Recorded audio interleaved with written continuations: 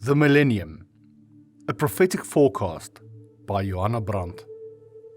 In Nero's vast palace gardens, the present place of St. Peter's in Rome, public festivals were organized on a gigantic scale.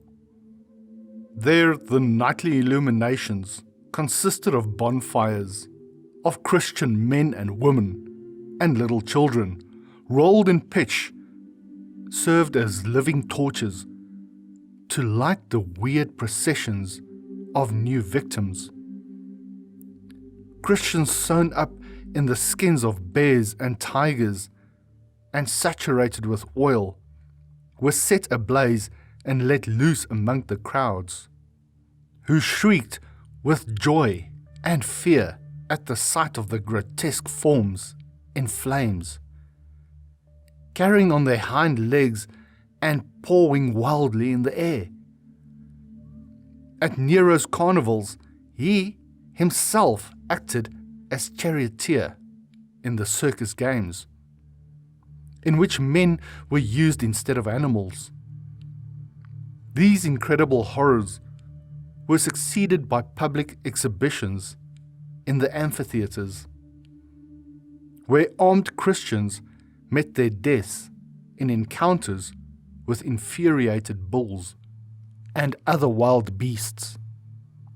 But the fate of the men was to be envied when we compare it with what befell the young women and girls who were frequently locked up in brothels and delivered up to the passions of their persecutors before being tied up in nets and thrown to the wild animals in the arenas.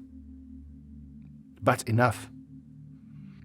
The baptism of blood, which according to Cyprian was greater in grace, more exalted in power, more precious in honor than the baptism by water, came to the supreme gift for which every Christian longed most ardently, the coveted crown of martyrdom, earth's final priceless gift.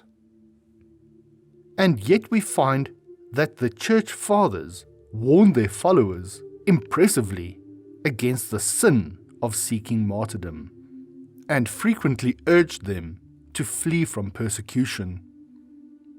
The extermination of the faith had to be prevented by every human resource, and we find stringent rules imposed for self-preservation, where that was possible without failing in the main Christian mission, bringing the light of the gospel into the hearts darkened by idolatry and superstition.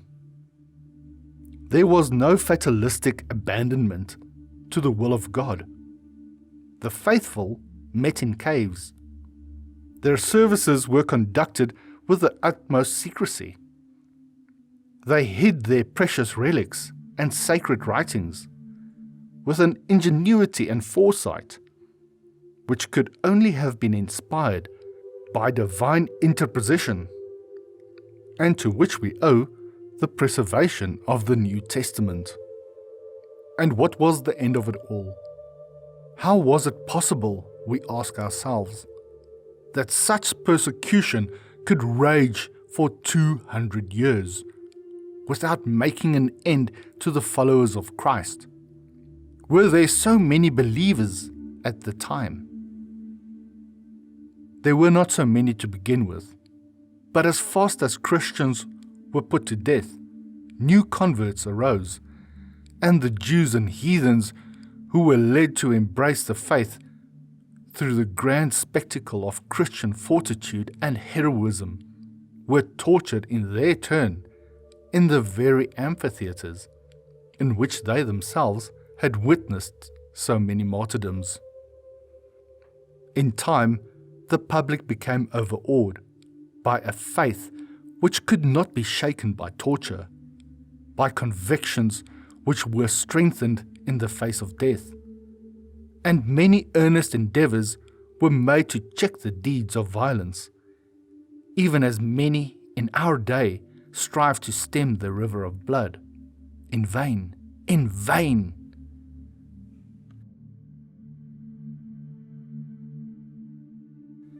Here we have a reproduction of one of the most famous pictures of this period, representing a portion of one of the public scenes of Christian martyrdom in the mighty Colosseum of Rome.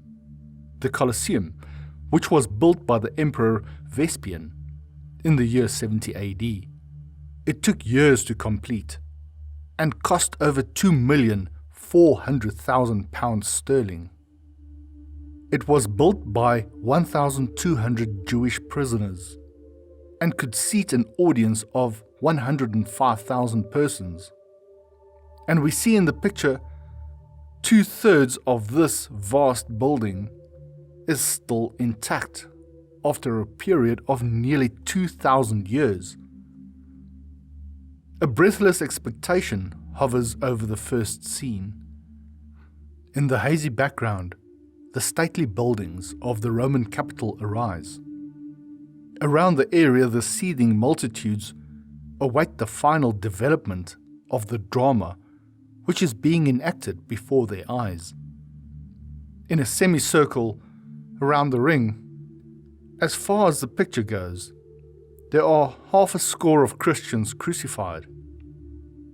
Those on the left are already in flames, and volumes of smoke mark the place where their crosses stand.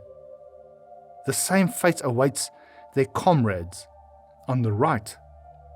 For see, from a point of safety in the crowd, a long pole, to the end of which some inflammable material has been tied, is being held to the feet of one of the crucified victims.